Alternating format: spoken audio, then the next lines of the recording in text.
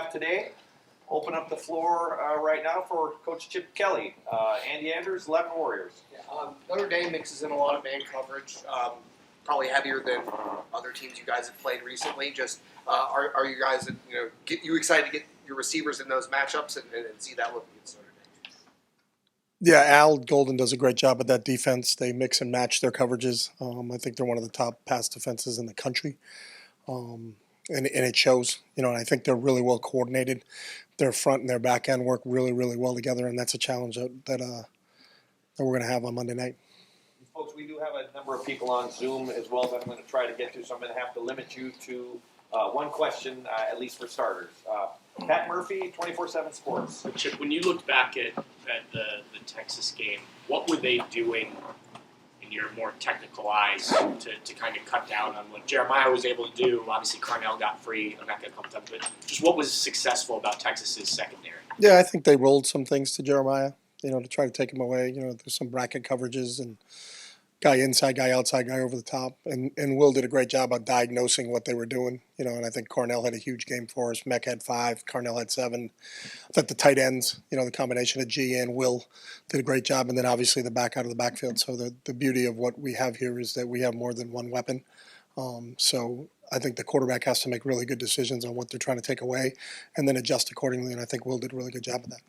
So Austin Moore, podcast. Chip, did you say that you gave Will a hard time over the headset after he tripped on the fourth down run? I could have. You don't have to tell me what you said. How much is that? Can you normally lighten the mood? Is it always just a play call straight in? What are the communications like? It because depends. he can't respond. He can't respond, so I can say whatever I want. It's kind of like being married. It's reversed. That's not my experience. Yeah. Reversed. So do you take that opportunity much to maybe ever lighten the mood, or? It all depends on the situation. I can't really pinpoint one thing or another. That was a huge play for us. It was 4th and 2. We had to convert, keep the drive alive. I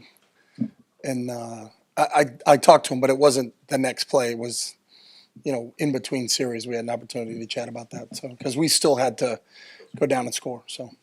Thanks. Rob Aller, Columbus Dispatch. Yeah, hold on. I got to finish texting his wife. What he just said. Big picture. Are you happy for what's happened to Ryan Day after what he's gone through? You guys are friends. You guys are close. Just can you speak to? I know coaches sign up for the deal. Yeah. But you got to be really happy for him. Yeah, I am, and I think the one thing that knowing him for so long, I'm not surprised. I told him a long time ago he was built for this. He understands the gravity of what you have to do to be a head coach here. And I think he's handled it tremendously. He's the same person every day. I think the consistency and how he shows up here every day and what his mission is and how he drives this entire program, coaches, people in the building, players, whatever, is very, very evident. And we get a chance to play one more game, and that's what the mantra had been since the last game of the regular season. We got to keep this group together, and everything he's talked about since that day, we've done. So, we got to continue it. You sense a load off his shoulders. I mean, and did you see after? No.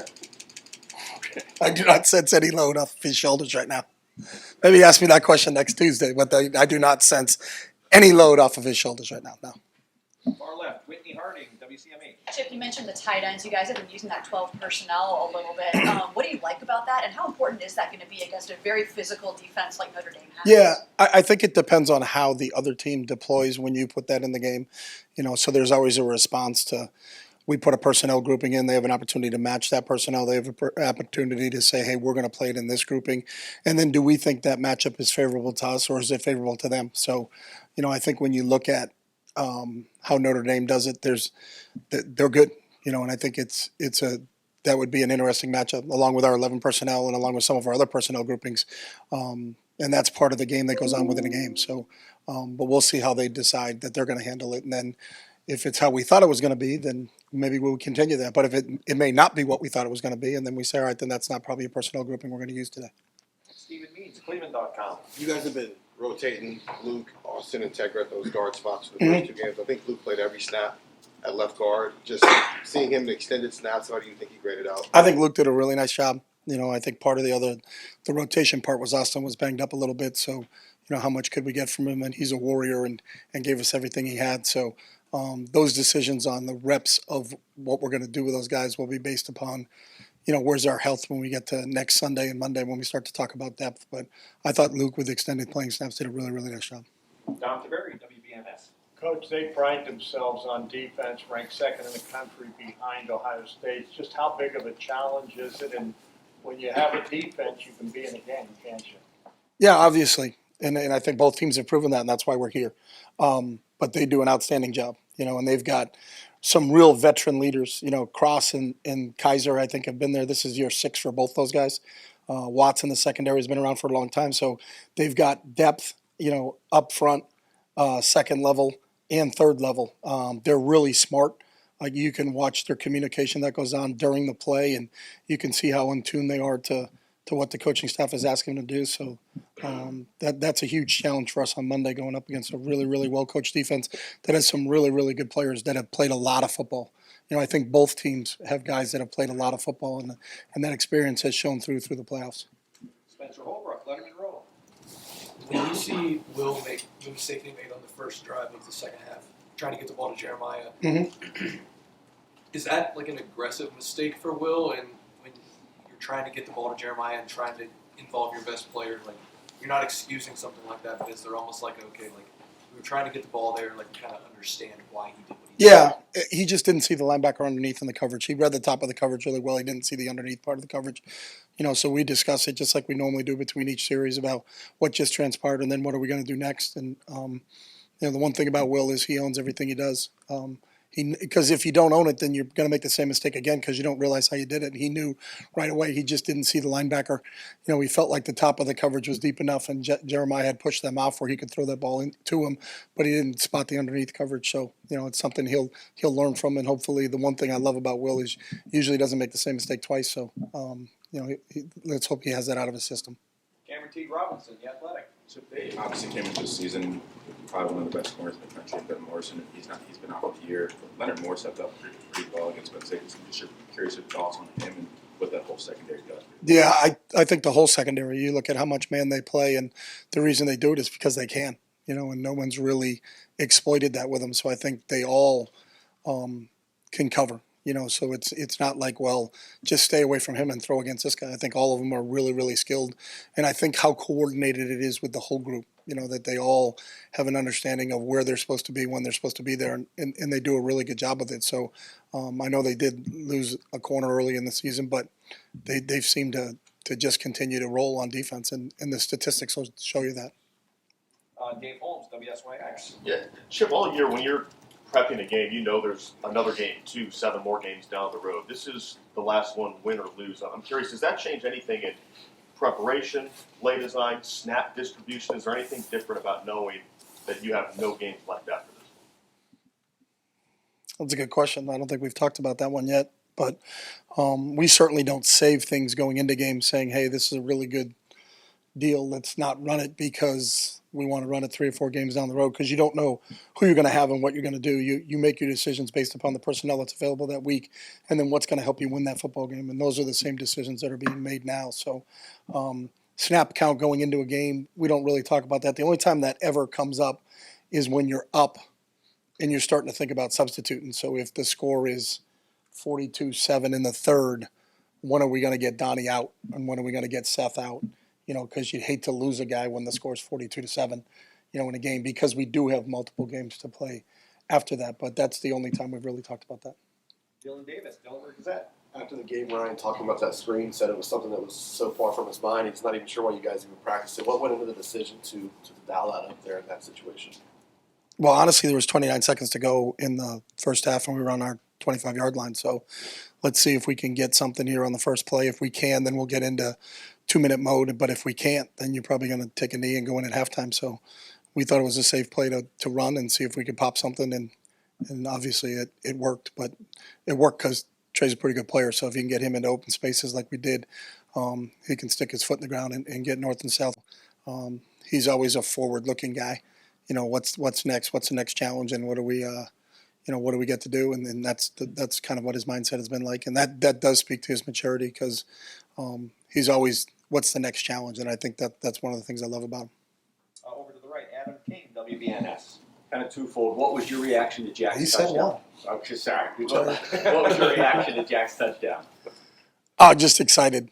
I mean, in that situation to be where that drive was, it's first and goal from the one, after back-to-back penalties, and then, you're in a one-score game and they're tying it up, and we're talking about when we get the ball back, how much time is left on the clock, and then what can we do in regulation, and then for that whole series of plays, just kind of watching them unfold and what happened, but for Jack and the impact that he has on this program, and to see that whole thing kind of just out, it was kind of a storybook happening right in front of you. But it was anytime our defense can score or we can return punts for touchdowns, offensive guys get really excited.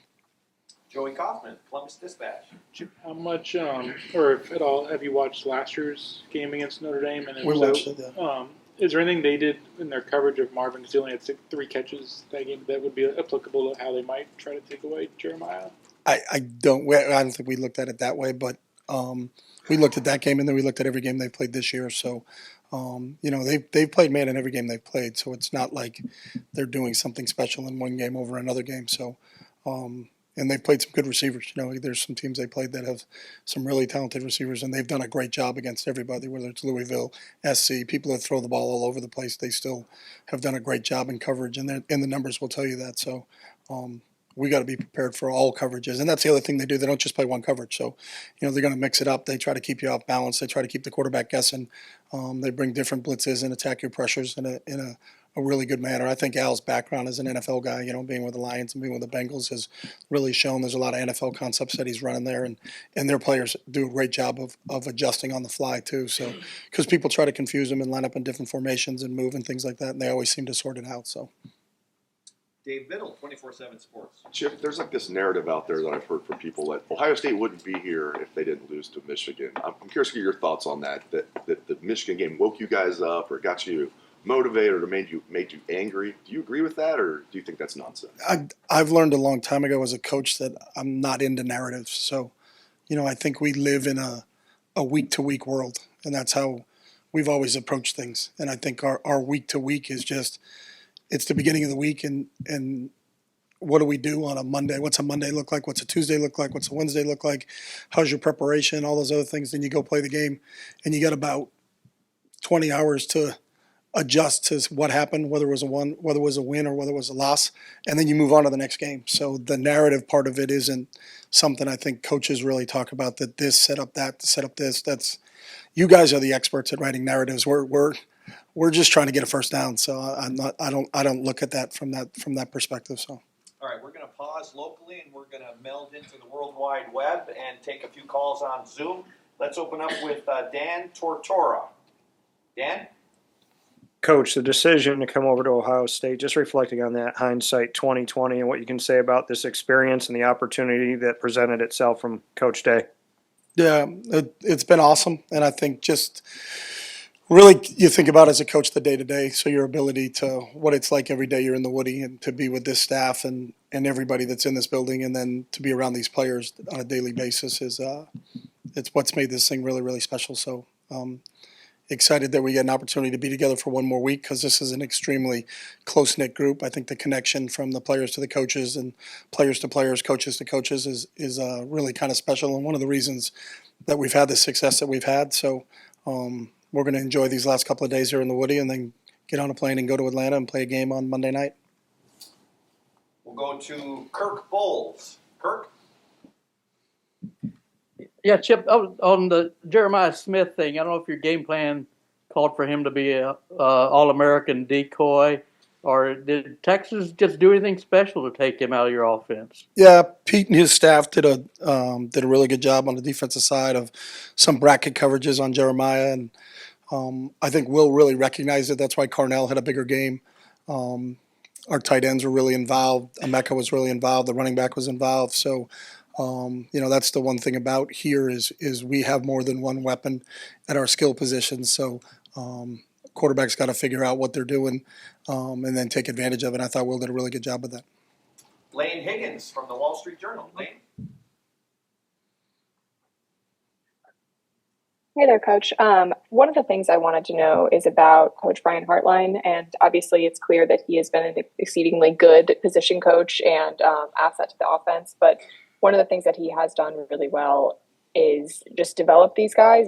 Regardless of whether they're coming in as a 4 or 5 star recruit, he's sort of able to pull more out of them. So, given that you've been around many different types of position coaches in your time, what does Coach Hartline do that's different or that makes him so good at that specific aspect of his job? Yeah, I think whatever the word is that's better than really, really good is what Brian is. So he's as good a coach as I've been around in all aspects. He can do it all. He can recruit. He can develop players. He can put together a game plan. His knowledge in the passing game is outstanding, and we really lean on him a lot in terms of what we're doing from a pass standpoint.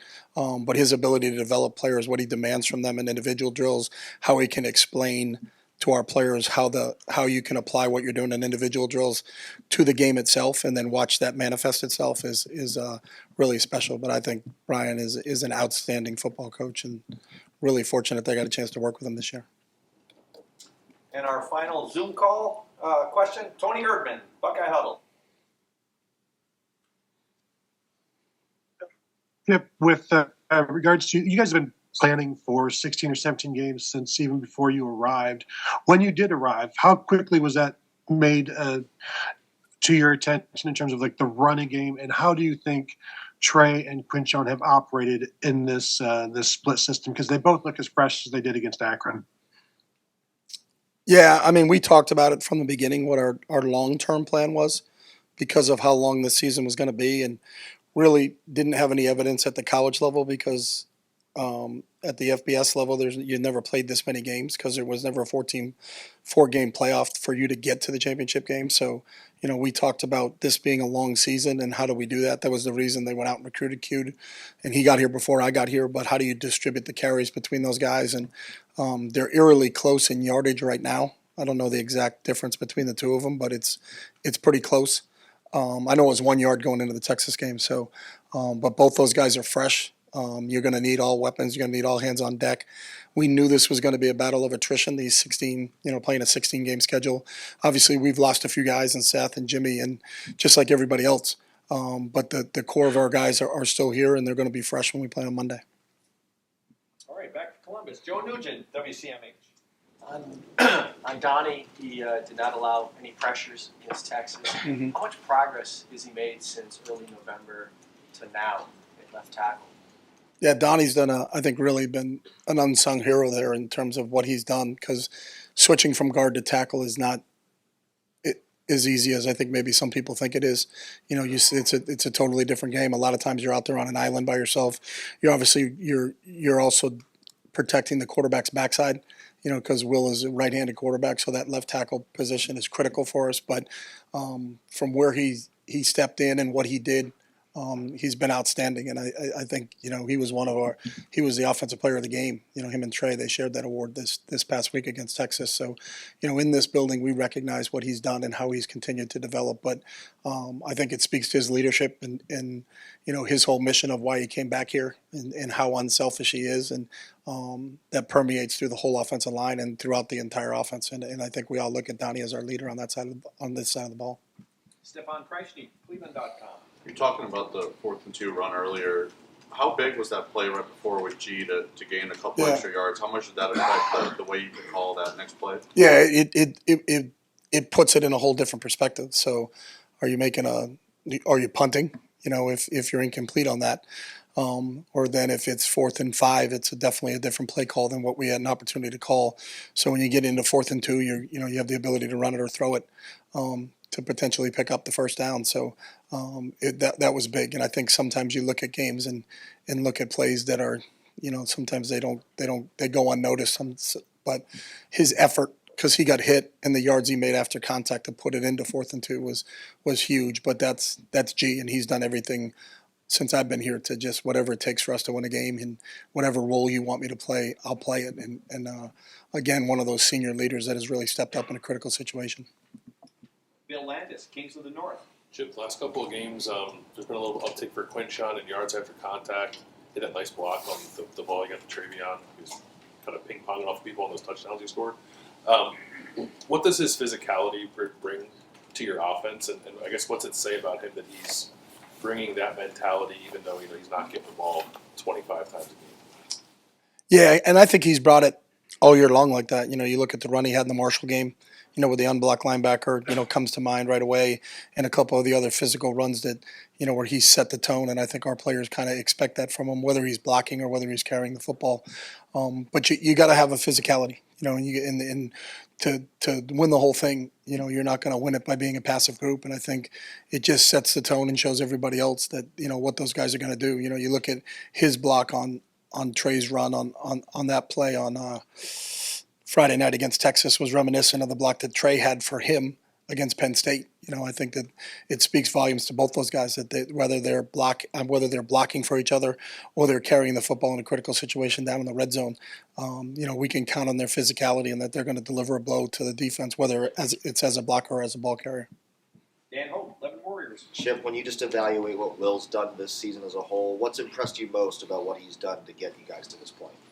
I think his leadership and how he grown into that role organically. Obviously, almost everybody on offense besides Q and him were already here, and so to come in and just go to work, and I think the players respected his work ethic and the time he put in, and they watched him grow and develop, and the football player he was when they first saw him in the spring to the football player that he is right now. You can see him growing in leaps and bounds.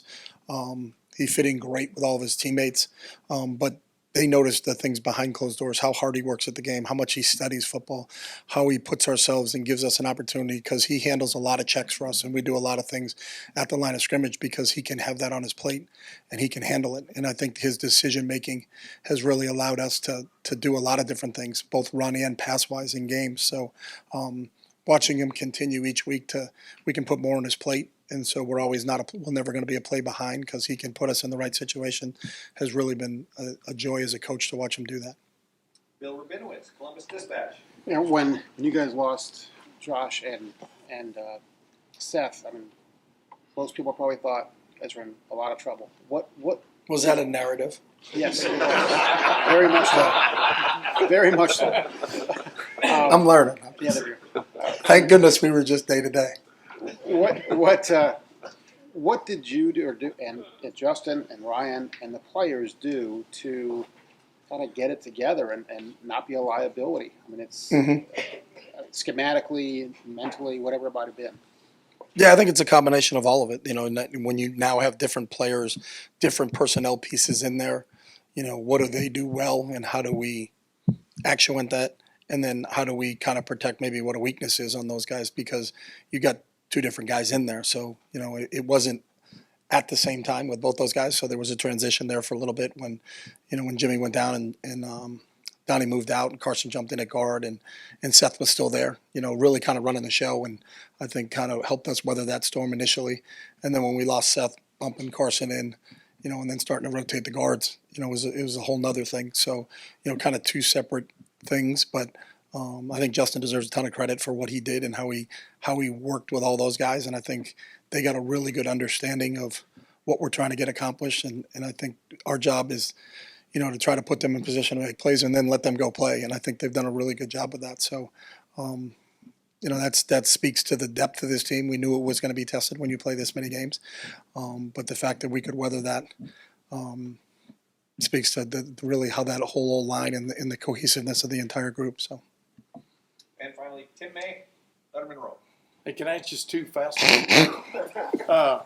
Number one, following up on that, Justin Fry told me that one of the things that stood out to him was the way Will stepped up in a leadership way with the offensive line when Seth went down.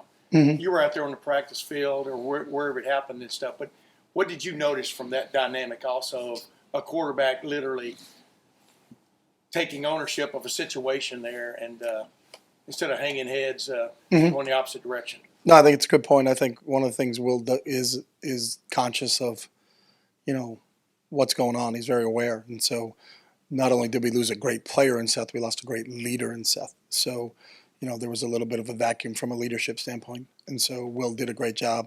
And I think between Will and Donnie, those are the two real leaders, those guys up front, and bringing those other guys along with them. So that was evident to us after Seth went down. both Will and Donnie kind of stepping up and filling that void with losing Seth, because Seth was such a great leader for that group up front. Yeah, he's a Remington Award winner too. Mhm. The other thing, like Tony Gerdeman asked you this a while ago, but I wanted to follow up on this aspect of it. What is it like as a offensive coordinator to be going into the last game of the year, and all of your weapons are available to you, it appears, and your offensive line has found itself over the last 4 games? What is that feeling like as you sit there in your office and look at your playbook, your pad, or your computer, or whatever you have your plays on, etc.? Do you feel like the whole world's open to you? Create. I mean, what is that sense? You do until you turn the tape on and look at their defense and say, I don't know if that play is going to work against them. I don't know if that play is going to work against them, just because of how good they are defensively. It's the one thing in our week of preparation and going into it is just how much respect we have for Notre Dame's defense and what they can do and what they've done against everybody they've played. You watch those guys play as a fan of football, you just kind of admire how cohesive that entire group is, and then how hard that group plays. So credit to Marcus and Al for what how those guys got those guys playing right now. But the last 2 games, y'all seem to have had an answer. I mean, if people do take this away from you, you've got that. I mean, do you feel like you've got that going into you understand what I'm saying? I understand exactly what you're saying, but I don't know any coach that ever feels like that. I don't think there's any coach 6 days before the national championship that thinks, I got this. That's, yeah, you did. Yeah, you did. Well, not everybody has a Jeremiah Smith, a Cornell Tate, and a Emeka Egbuka, for example. I know, and we're really, really, really happy that we have them. But we also have great respect for who we're going against, and it's going to be a battle. And I think that's the great part of it. You have the 2 best teams in football playing against each other. And it wasn't voted on that these 2 teams play. It was earned by both teams. So, it's an opportunity to go against Marcus and Allen, what they're going to put out there defensively, and then those players. You watch Cross and Kaiser and Watson, the rest of that group play. As a fan, I admire how hard that group plays on defense. So, and if you're a competitor, that's what you want to play against. You really want to. Do you get an opportunity to play against the best? So we played 2 SEC teams and got an opportunity to beat them. We played the number 1 team in the country and we beat them. So now this is the next challenge, and the next challenge is an outstanding Notre Dame team, and we're excited about the opportunity to go play it. Coach, thank you very much. Thank you. Thanks, Jim.